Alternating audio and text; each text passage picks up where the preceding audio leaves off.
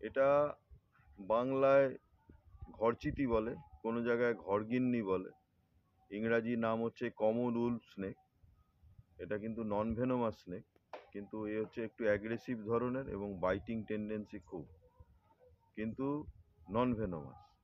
এই সাপ কি করে না, ঘরের টিকটিকি মূলত খায়, এবং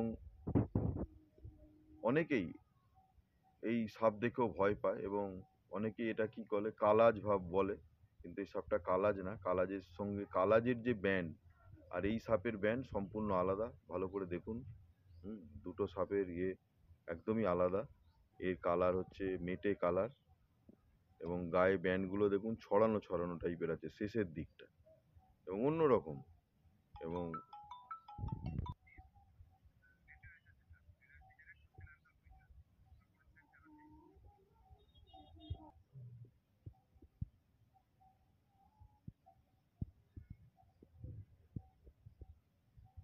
এই সাপটিকে বাংলায় ঘরচিতি, কোনো জায়গায়